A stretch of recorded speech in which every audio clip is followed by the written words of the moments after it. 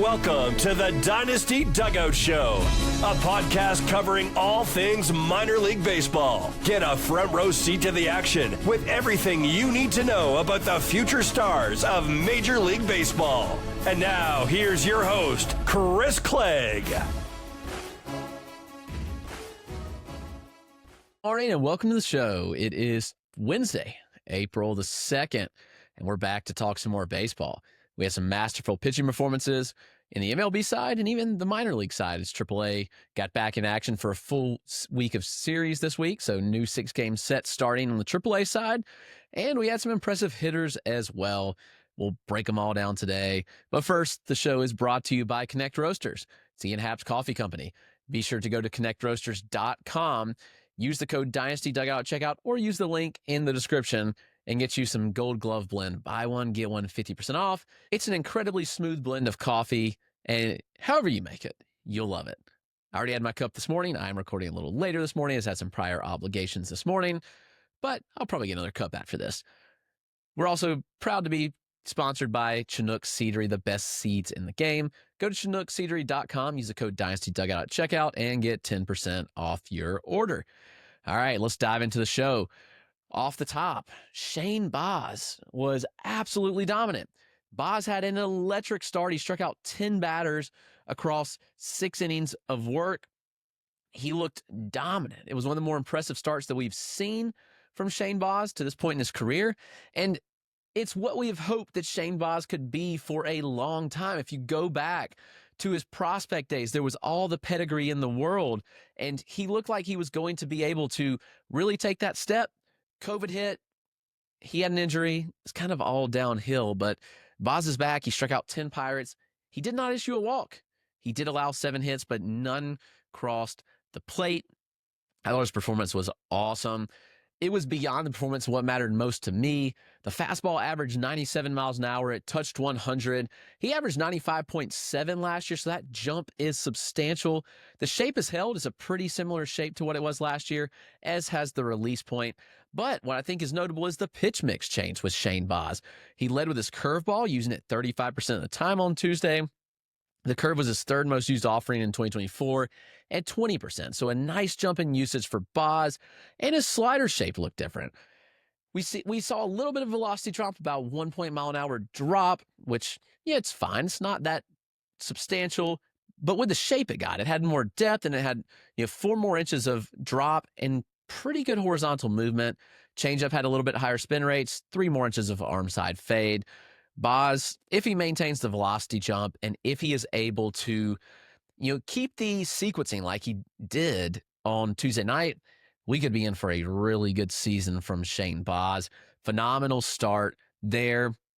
Also, we have to highlight Logan Gilbert, who's absolutely an ace. You may look at the box score and you say, oh, he allowed 3 runs across 5 innings of work. Whatever. He had 22 whiffs and 10 strikeouts, added 13 more called strikes. It was an elite performance from Logan Gilbert. I mean, you could say he had some BABIP luck in the first inning too, which did allow him to allow some runs to cross, but man, was he good. 10 strikeouts, 22 whiffs stand out. He sequenced completely differently than his first start. First start, he was sequencing and mixing like 3 different pitches at a 25% rate, and in last night's start, it was 50% fastball usage. It worked, though. The fastball had a 47% whiff rate, so near 50%. And the splitter was dominant, had 9 whiffs on it on 17 swings while sitting around 83 miles an hour. Velocity is taking a step back on the splitter. It doesn't matter. The shape's even better, and it looks absolutely dominant. He looks incredible. The fastball is down a tick. Again, I'm not worried. I said that last show. Not worried about his fastball because he's added IVB to it. It works. He's looking really, really good. Logan Gilbert is an ace.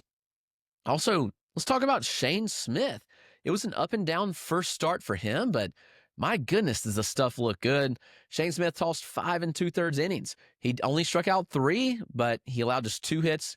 He walked 4. That was the biggest issue with Smith, was ultimately the walks. But the stuff looked good. He threw some really nasty changeup. It was like this turbo changeup that set 90.5 miles an hour. It was up to 92.7 with just an absurd movement profile. The pitch averaged 16 inches of horizontal break, up to 20 crazy stuff there and had really good depth. You can see it in the video if you're watching on YouTube. Shane Smith looked really good. It's just all about strike throwing. He landed 45 of his 73 pitches for strikes. So we want to see that rate come up a little bit, but it's not a detriment. He lived in the zone with his four seam, maybe a little too much, but it worked. A 74% zone rate on the four seam, 56% zone rate overall. Into the day with 11 whiffs, a 32% whiff rate, and a 30% CSW. The fastball was moving as well for Shane Smith. It's at 95 miles an hour up to 97.3. Had up to 19 inches of IVB on it with good horizontal as well. The slider looked sharp. The changeup was beautiful. Awesome, awesome start from Shane Smith despite the walk issues. If he can clean that up, then we're cooking, baby. There's a lot to like with Shane Smith. A couple other notables from the day. Nate Eovaldi threw a complete game, 4 hit, no earned runs, 8 strikeouts, under 100 pitches. He had a Maddox. Greg Maddux, under 99 or under 100 pitches for a complete game, just dominated the Reds lineup. It was incredibly fun to see. A couple other pitching standouts. Kodai Senga did strike out 8 batters, which was good, but he allowed 4 runs, just 2 earned, including a home run. Sandy Alcantara was hit around a little bit, but he did get through 5 innings with 2 earned runs and 4 strikeouts. Corbin Burns was generating the whiffs, 8 strikeouts and 4 1/3, but he also allowed 2 earned and walked 3. I do want to dissect Will Warren a little bit because Warren is a fun arm that has gotten a lot of hype this offseason, and for good reason. Warren threw 5 innings. He allowed just 1 hit. He struck out 2 batters. He walked 4, and he struck out 4. It was honestly like a typical Will Warren start. A lot of good, some bad, and some in between. But Warren looked the part. He used 3 of his pitches at least 20% of the time, and he threw the sinker 15%. The fastball looked good, even though the velocity was 92, which is a little lower than we're used to from Warren, but it works. He does create good ride and run on that pitch on the four-seamer, so high spinning pitch. He spins all of his pitches exceptionally well.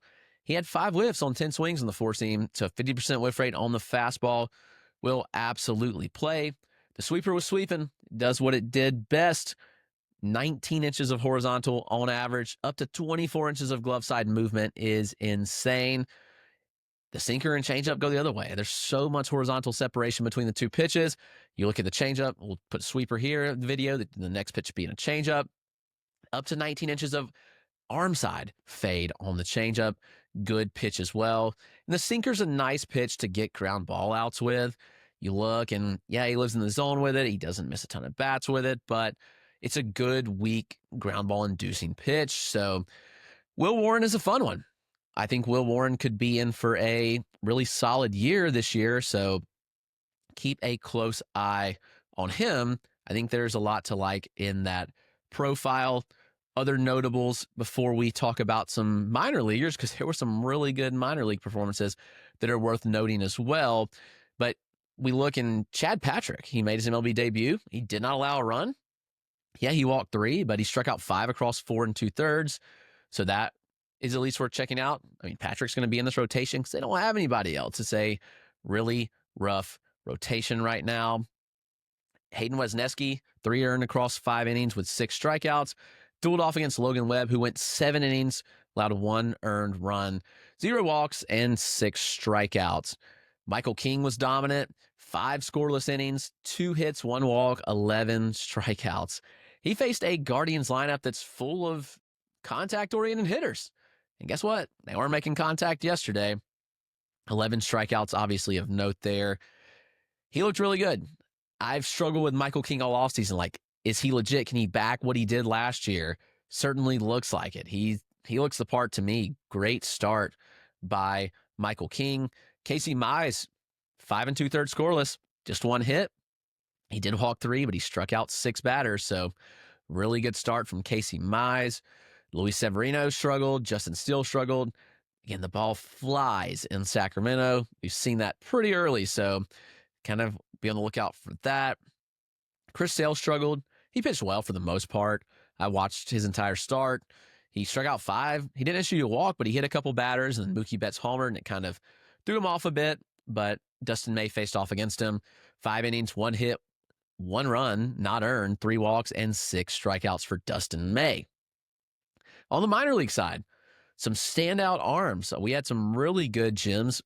Luinder Avila, he had a very good start, struck out 11 across 5 2/3 innings, just 1 hit allowed and 1 walk. He needed just 79 pitches to get through those 5 2/3. He had 14 whiffs on 37 swings.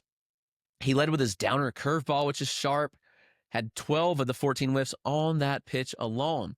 Tall and skinny frame, some projection left. Throws from a high 3/4 slot and gets lots of extension. From a fastball perspective, Luinder Avila averages 95. He's up from last year. It was like 93-ish, topping towards 95 last year. Now he's sitting 95, topping at 97.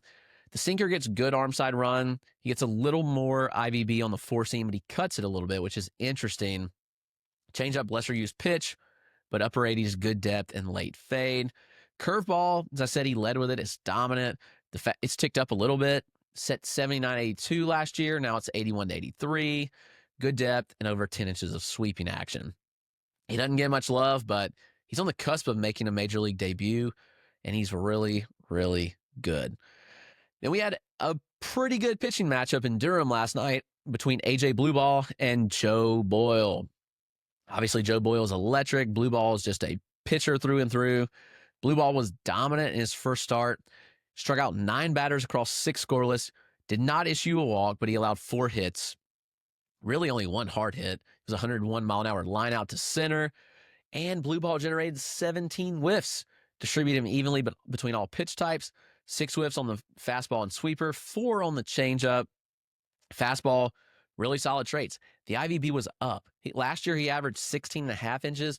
On Tuesday, it was 18.5 inches from the same release point. Topped at 97 miles an hour, and he had a 43% whiff rate on the offering. Changeup velo's up, 85-87, 20 inches of fade consistently. It's a good pitch. Very, very fun offering there. Throws a sweeper with good depth and 10 to 12 inches of sweeping action. Similar velocity range to the changeup previously, but this year there's a little more separation. Blubaugh also throws a cutter and a curve. It's a deep arsenal. He's a good pitcher. And we also look at the strike throwing. 73% strikes, really good. Very high floor arm. And we had Joe Boyle. He had 4 innings of work with 6 strikeouts. 2 hits and walks and runs apiece, so 2s across the board for Joe Boyle, but he generated 16 whiffs in just 4 innings. 47% whiff rate is absurd. He had 9 more called strikes. Fastball averaged 98.5 for Boyle, and he topped at 100, which is insane. 12 of the 16 whiffs came on the fastball, which is kind of unheard of when your fastball's missing that many bats. He creates impressive ride and run on the pitch and in high-level velocity band. There's a new look changeup.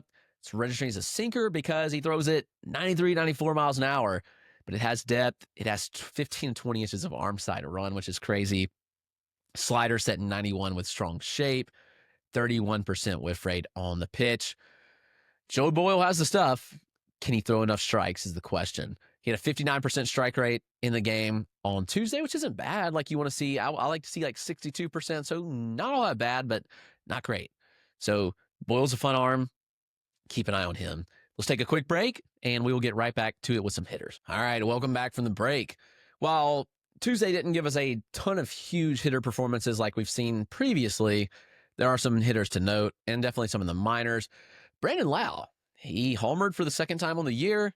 Big fly. He had 3 hits as well. 3 RBIs and a walk, so reached base 4 times on Tuesday. If Lowe can stay healthy, he's going to be really, really good. You look at when Brandon Lowe's been at his best, and obviously it's those seasons he stayed healthy. He's only eclipsed 450 plate appearances 1 time in his career. It was 2021 when he had 615. Also the same year he had 39 home runs. So definitely worth noting that if he can stay healthy, he may really take off. He blasted a home run off of Thomas Harrington, 109 miles an hour off the bat in the 4th inning. Had 2 more singles. His bat is perfect for Steinbrenner Field, where the Rays will play their home games this year. I think a 30 home run season is in order for Brandon Lowe. It would not be shocking to see him reach that pretty easily. Kyle Tucker homered again. That's just every day. 4 straight days with homers. just getting absurd at this point.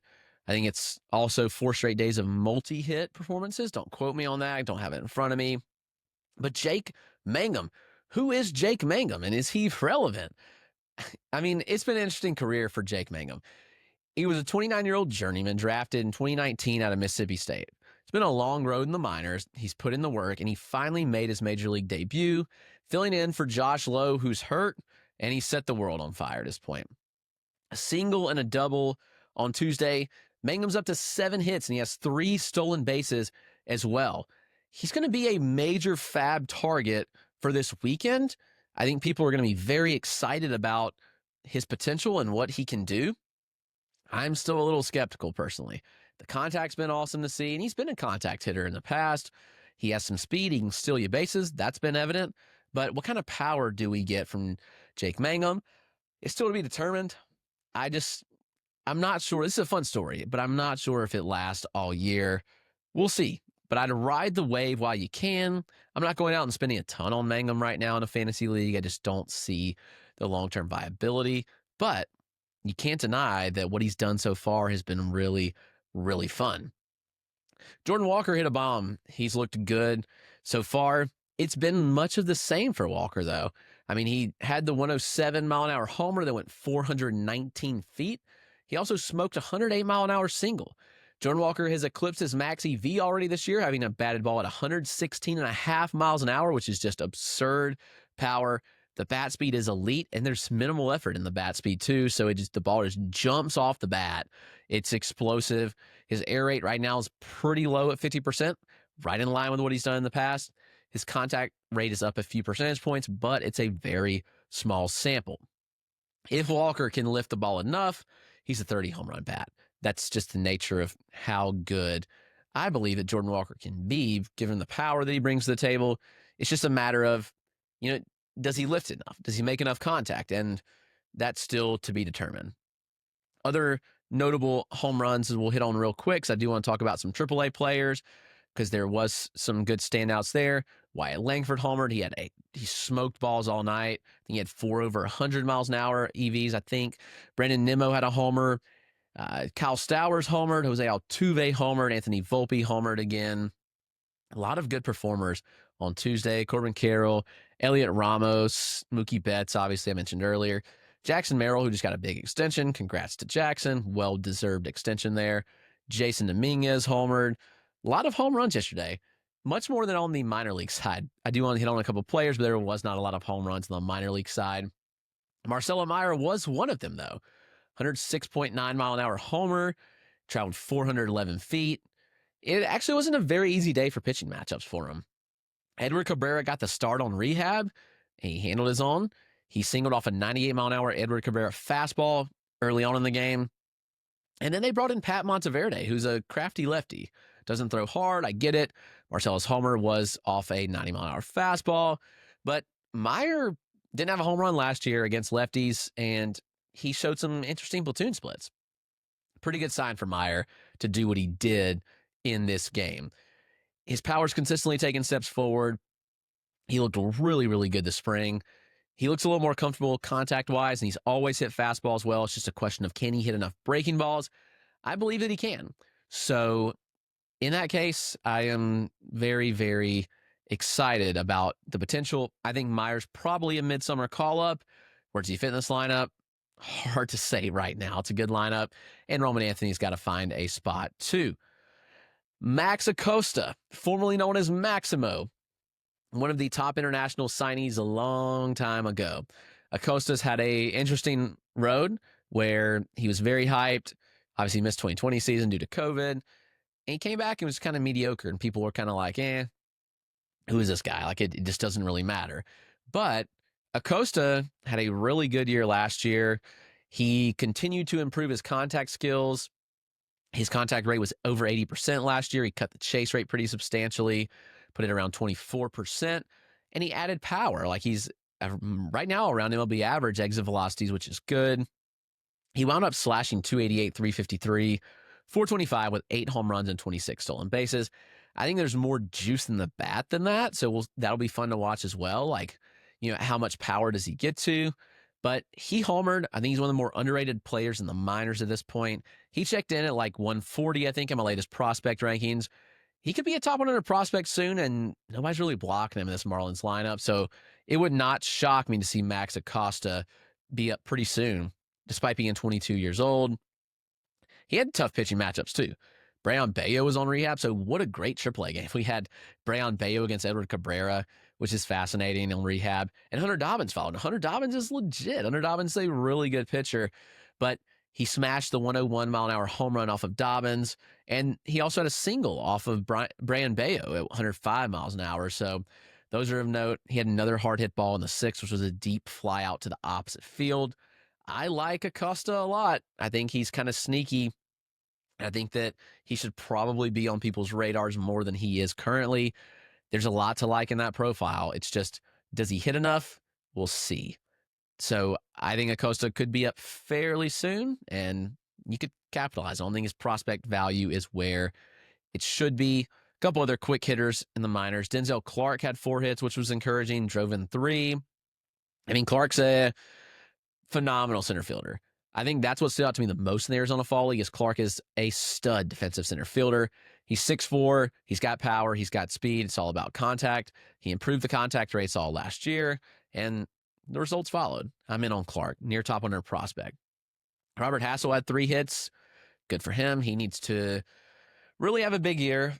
Cody Freeman of the Texas Rangers, another fun prospect I saw in the AFL. He had 2 home runs last night. Only hitter with multi-home runs, I think, in all of baseball yesterday. So that was obviously worth a note. Sean Murphy homered on rehab. Tim Tawa of the Arizona Diamondbacks homered. Gunnar Henderson homered on rehab. Judd Fabian homered. Vaughn Grissom homered. Good for him. I mentioned Marcelo and Acosta. So obviously there were some standouts on the home run side. Nick Kurtz is who I want to round it out with. Kurtz had another home run. He just keeps hitting and keeps hitting and keeps hitting. Nick Kurtz is on the cusp of a call-up. I don't think it happens like super soon, but I think it could happen like by midsummer. Today's highlights. What are we watching? Well, Paul Skeens versus Ryan Pepio. It's on if you're watching this right now. I'm just finishing up recording, and this is about to start. That's going to be a great start in Tampa and Steinbrenner. Should be a lot of fun. So I'm watching that. Sean Burke versus Pablo Lopez. I'm watching Mackenzie Gore again. Again, Gore build off of that 13 strikeout opening day start, which was so dominant. We have Luis Castillo against Tarek Skubal. Will be a ton of fun to watch. That's definitely a matchup you want to see. Clay Holmes is on the mound. Garrett Crochet is on the mound. Zach Gallen versus Carlos Rodon will be a lot of fun. So a lot of fun pitching matchups today on the MLB side. In AAA, we have Lazaro Estrada on the mound for the Blue Jays. The matchup that I think the best matchup will be Chase Petty versus Noah Cameron. That will be what I'm watching. Reds versus Royals. Great matchup there. 2 really great arms and 2 good lineups. Andrew Morris versus Parker Messick also. Morris of the Twins, Parker Messick of the Guardians. That should be a really good matchup. Bubba Chandler's on the bump, which will be fun. My personal favorite, Cameron Weston of the Orioles. He'll be throwing today, so I'd watch that. He's facing off against Owen White, who has been on 3 teams in the last 2 months. Adam Mazur's throwing for the Marlins AAA. So yeah, I mean, those are some fun arms to watch, but that'll get you ready for everything you know today. But thanks for tuning in, and we will see you tomorrow at a much earlier time. I promise you that.